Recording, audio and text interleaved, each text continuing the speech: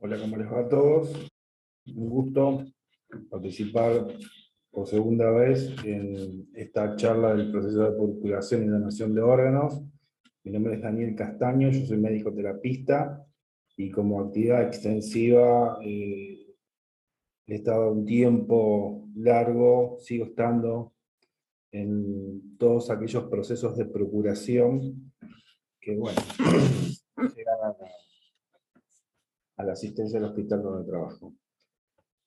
Bueno, hecha la presentación, vamos a intentar tener tres objetivos en cuenta para esta charla. Una es la identificación del potencial donante, la otra es el diagnóstico de muerte encefálica, y como último punto es el tratamiento del potencial donante.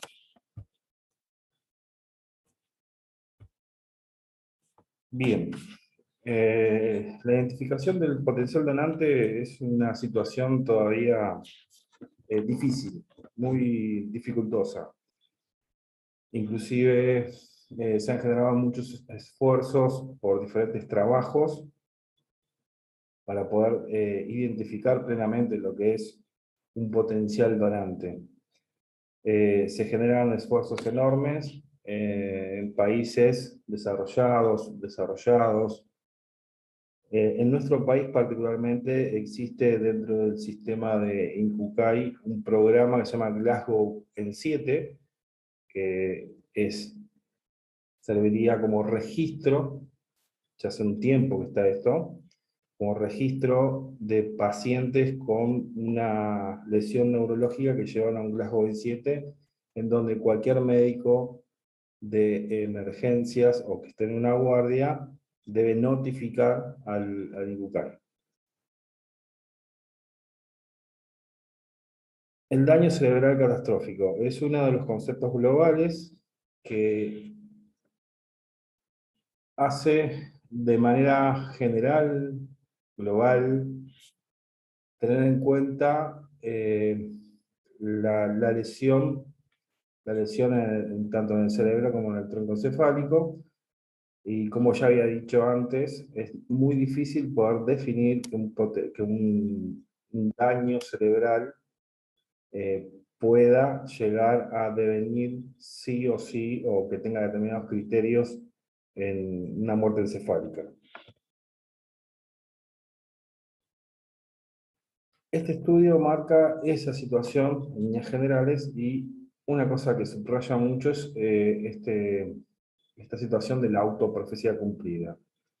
¿Qué es la autoprofecía cumplida? Es la situación que muchas veces nosotros nos encontramos en una guardia de emergencia, de terapia, en donde vemos un paciente con una lesión cerebral enorme, y decimos, este paciente no va a sobrevivir, y después deviene a eso, de manera inconsciente, si se quiere en algún punto, el no tratamiento adecuado del paciente, y el paciente fallece evidentemente.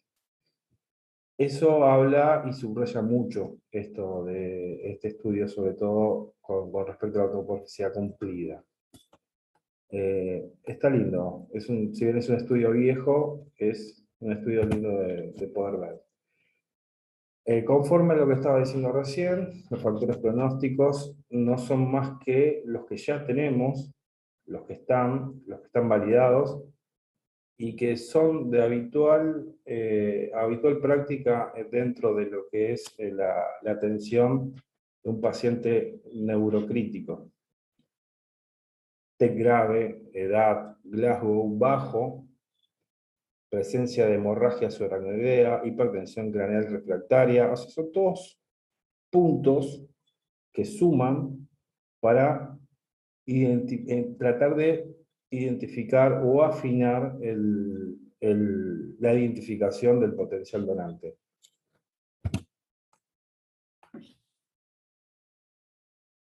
La patología vascular es una de las principales causas de la muerte encefálica, la patología vascular cerebral. Subdividida en dos grandes grupos, la hemorragia subaracnoidea y el ACV, dentro de ACV, el hemorrágico con mayor frecuencia en el devenir de la muerte encefálica. Bueno, cada patología en sí tiene determinados scores en donde se puede llegar a pronosticar qué tan bien o qué tan mal le va al paciente. Entonces, es bueno saber los scores de estas dos patologías en particular. Bueno, a ver, o sea que dentro de lo que es la identificación del paciente, vamos a tener muy en claro que no existe un score de que si bien la patología neurovascular es la que mayor porcentaje deviene en muerte encefálica, el otro gran paso que todo médico que está a cargo de una guardia o enfrente de una guardia con un paciente con una lesión cerebral que amenace severamente la vida, ha de hacer como diagnóstico. El diagnóstico, lo que tengo que remarcar, es un diagnóstico más, dentro de lo que es la muerte encefálica, es un diagnóstico más. A nadie se le ocurre llamar a un neumonólogo para hacer un diagnóstico de una neumonía, a nadie se le ocurre llamar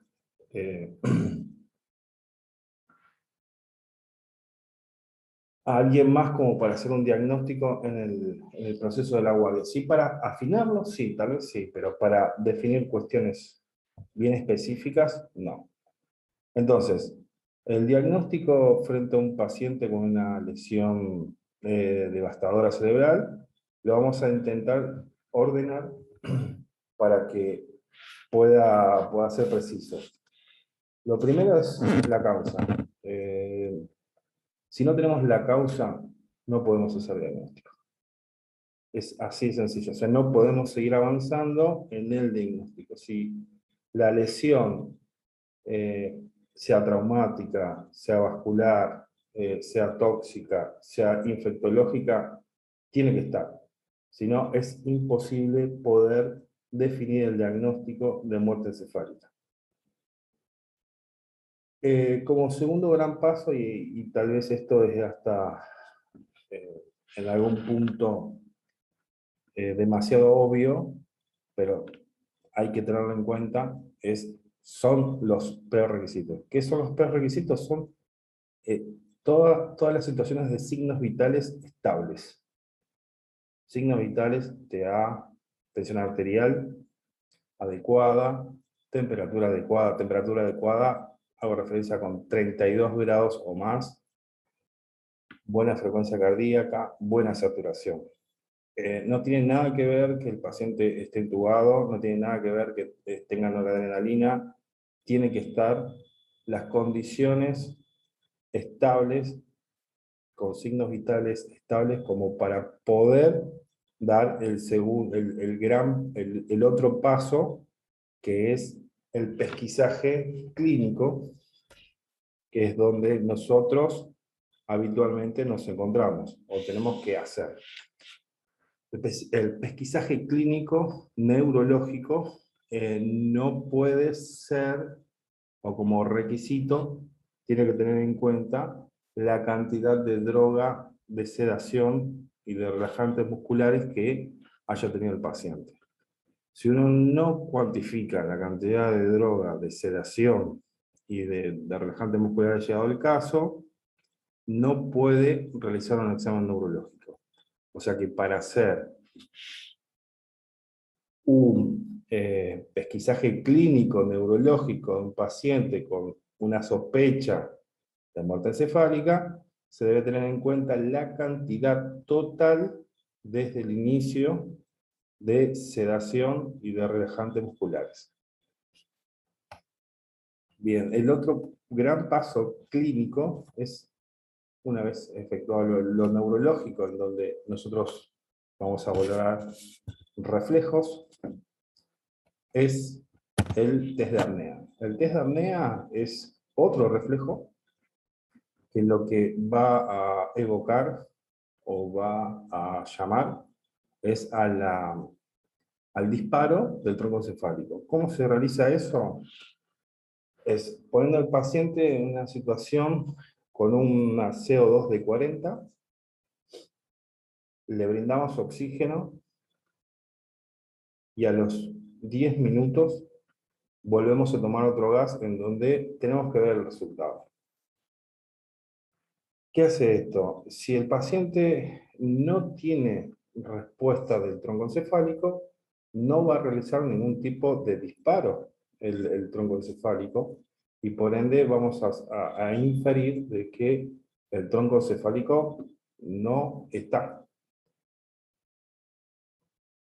Bien, hablamos de los 10 minutos y hablamos de que la prueba que se hace es de 40 a 60 de CO2 en un plazo de 10 minutos. ¿Qué pasará si no se puede hacer? Porque hay muchas veces por determinadas situaciones no se puede realizar por caída notoria del PAFI, por inestabilidad hemodinámica, se suspende. Se suspende y se deja consignado dentro de la historia clínica que por determinadas condiciones no se puede hacer el test de apnea.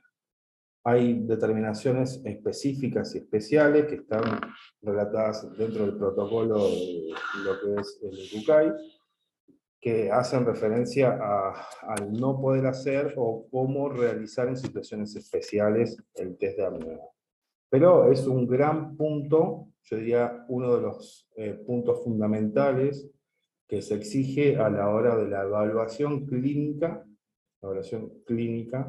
de un paciente con un diagnóstico presuntivo de muerte encefálica. Ahora, si nosotros observamos dentro del pesquisaje clínico neurológico un reflejo, no se puede seguir. O sea, no se hace el test de apnea. Eso sí. Pero el test de apnea puede no estar dada determinadas circunstancias del paciente en sí. El otro gran apartado dentro del diagnóstico de la muerte encefálica es lo instrumental. Como cualquier otro diagnóstico, tenemos la parte clínica y después los estudios complementarios. Los estudios complementarios se dividen en dos grandes sectores. Unos son neurofisiológicos y otros de flujo sanguíneo. Los neurofisiológicos son los que están escritos ahí: electroencefalograma, potenciales evocados auditivos y potenciales somatosensitivos. Y los de flujo son Doppler transcraniano, angiografía, gammagrafía. Muchos de estos estudios por imágenes están descritos, son utilizados, pero dentro de el que mayor utilidad tiene, o que habitualmente se hace, por lo menos en provincia de Buenos Aires, y que guía el diagnóstico, es el Doppler transcraniano. Los estudios neurofisiológicos, por lo general, son electroencefalograma, potenciales evocados auditivos, y la combinación de ambos, o sea, uno no es excluyente del otro. ¿Qué quiere decir con esto? Si nosotros tenemos un paciente con un diagnóstico clínico plenamente con la causa y toda la presunción diagnóstica de una muerte encefálica y tiene como tratamiento, por ejemplo, tiopental, no podemos hacerle la valoración neurológica y tampoco podemos hacer estudios neurofisiológicos. O sea, el electroencefalograma queda vedado ante esta situación. Lo que sí se puede hacer es una angiografía de 4 vasos, por ejemplo, como solución, por probabilidad de solución frente a un diagnóstico para poder hacer. ¿Qué se ve dentro de la angiografía de los 4 vasos? Es que el flujo sanguíneo no sobrepase el sifón carotídeo en un determinado nivel, en donde se informa que no existe flujo cerebral. Entonces, así se podría llegar a un diagnóstico de una manera poco usual al diagnóstico de muerte encefálica. O sea que los estudios neurofisiológicos de flujo sanguíneo no son excluyentes entre sí, ni uno depende del otro. Sí se hacen habitualmente en este orden que estamos viendo. Estudio en la parte clínica neurológica, el test de apnea, el estudio neurofisiológico y el Doppler transcraneano. Eso sería lo habitual, lo que por lo general pasa. Pero pueden haber otras combinaciones para poder hacer. Lo que sí no se puede hacer es, por ejemplo, no tener la causa de la muerte encefálica. No se puede pensar. Proseguir con el diagnóstico. Bien, este es un estudio que ya hice hace un tiempo. No, ahí está la fecha, 2018. De un Doppler transcraneano, en donde se observa este dibujito, son las arterias, los de arriba son las arterias cerebrales medias, y lo de abajo es la arteria basilar. Es muy parecido al dibujo de una TAM, de un acceso radial. Tiene sístole y diástole, y donde se ve claramente que la diástole está invertida, que es uno de los requisitos de patrón de paro circulatorio cerebral. O sea, este estudio por sí solo tampoco hace diagnóstico, sino que va de la mano con el electroencefalograma, con la valoración clínica y el test de apnea. ¿Sí? Bien, una vez hecho el diagnóstico clínico y el diagnóstico por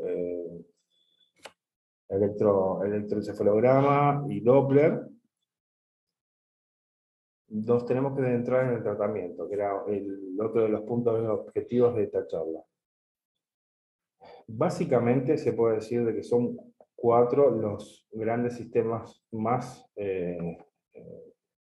golpeados: el cardiovascular, el endocrino metabólico, el hematológico y la hipotermia. Son los 4 puntos más críticos de un paciente con muerte encefálica. A ver, el cardiovascular, lo que muchas veces se denota es la hipovolemia. La hipovolemia es el trastorno por excelencia del paciente con muerte encefálica. Hemorragia por la pérdida del tono vascular, y también que tenga una reanimación adecuada suma a toda esta situación de la hipovolemia. La disfunción cardíaca, el origen y la causa de la falla por falla de múltiple órgano, está dado por un reflejo denominado Cushing, que justamente hace esto, una oleada simpática que genera una depresión notable de la bomba cardiológica. Bien, es muy importante la hipovolemia, y consecuentemente tener en cuenta el resto de cosas que estábamos diciendo recién. Es tan importante el tema de la hipovolemia que hay gente que pudo llegar a protocolizar esta situación. Este también es un estudio viejo, pero está muy lindo, del 2014, en donde ellos siguieron a los pacientes con muerte encefálica y trataron de ajustar muchísimo el tema de la cantidad de líquido que se le tenía que aportar.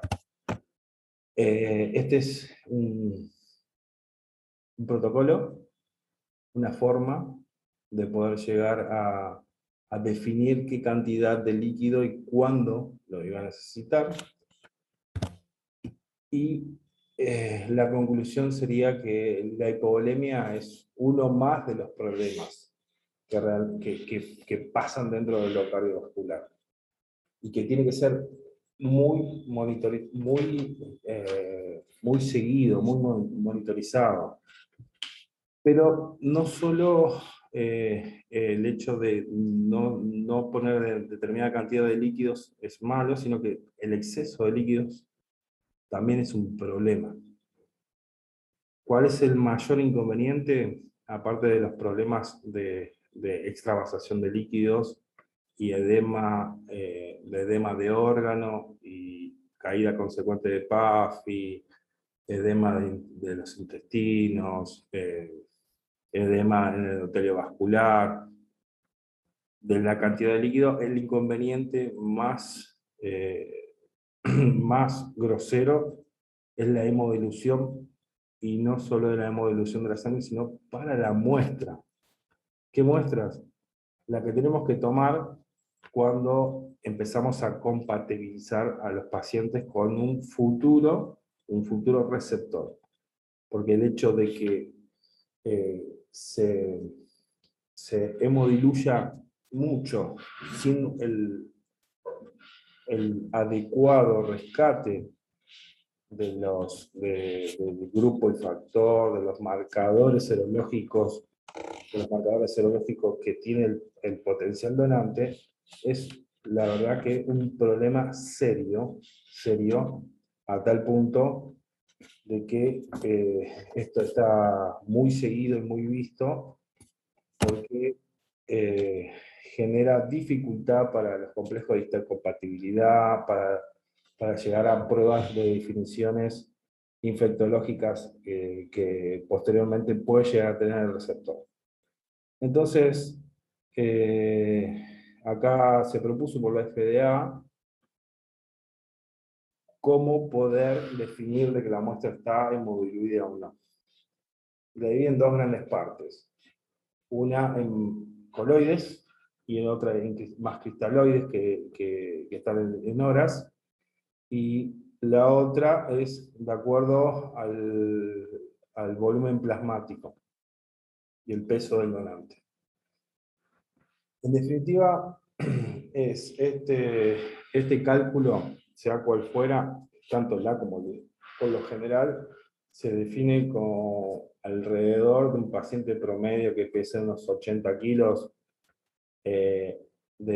cuando se pasa los 3 litros de fluidos, ya la muestra está hemodiluida y estamos frente a un problema serio para poder compatibilizar correctamente y poder identificar correctamente todos los complejos de histocompatibilidad que servirían posteriormente para una adecuada aceptación del órgano en el receptor.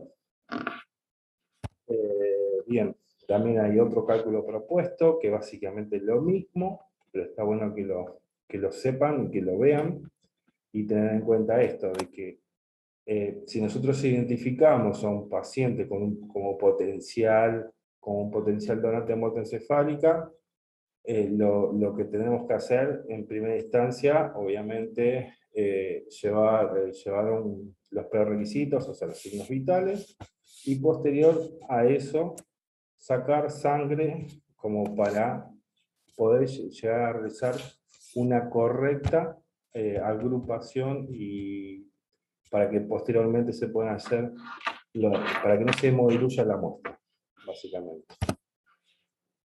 El otro punto crítico es la parte endocrina, metabólica del paciente con muerte encefálica. Entonces, en una muerte encefálica, el eje hipotálamo-glándula está desaparecido. Entonces, tiroides y las suprarrenales son dos órganos muy importantes para toda esta cuestión hemodinámica, si se quieren, a un punto, tanto tiroides como suprarrenales, ¿no? O sea que existe un hipotiroidismo, que hay en un paciente con muerte encefálica, que se ha hablado mucho, se ha estudiado mucho y se ha discutido mucho acerca de la levotiroxina endovenosa, y no se ha llegado a un buen resultado. Pero todavía está en proceso estudios como para poder seguir validando o no el tratamiento con levotiroxina. por ahora la bibliografía que existe no está avalado el uso de levotiroxina como tratamiento para mejorar la situación del eje tiroideo. En cuanto a lo que es la insuficiencia suprarrenal, se trata con un pulso de corticoide y también este tiene un relativo aval, o sea, no es tan categórico como el eje tiroideo, pero sí mejora mucho y notablemente lo, lo- lo que tiene que ver con respecto al hemodinámico, inclusive con descenso de droga vasopresora, mejora mucho la frecuencia cardíaca. O sea, hay una gran mejoría por lo general en lo que respecta a mi experiencia y al tratamiento con estos pacientes. La diabetes insípida es el otro gran problema frecuente del paciente potencial donante, en donde se genera un desbalance hídrico, y eso consecuentemente con una hipernatremia grave, grave. Pacientes en una hora orinan 6 litros, y se llevan todo el agua, generan hipovolemia, una hipernatremia dilucional, por contracción más que dilucional. Y todo este proceso, aparte de generar el problema de hipovolemia y de trastornos generados por esta situación, por este desbalance, el sodio alto es un severo problema para el hígado. Para el hígado y para el potencial receptor de este hígado. Se destruye muchísimo el hígado, es algo que hay que tener muy en cuenta eh, a seguir en los pacientes que realicen diabetes insípida, los pacientes potenciales que realicen diabetes insípida. El tratamiento es la desmopricina, anda bárbaro eso. Y el otro trastorno metabólico también es la hipocalcemia, que consecuentemente con el resto, ¿no? La hipocalcemia viene asociado muchas veces al aporte de sangre previo o en parte del tratamiento dentro de lo que es la coagulopatía de los pacientes con hemorragia, de los pacientes con muerte encefálica. Recordar de que la sangre en sí tiene un quelante de calcio para que la sangre no coagule, y este quelante de calcio lo ponemos dentro del paciente y, bueno, absorbe y quela el calcio y genera una hipocalcemia, una hipocalcemia severa que puede generar trastornos ya a un corazón con una andanada simpática enorme, con un gran esfuerzo por seguir latiendo.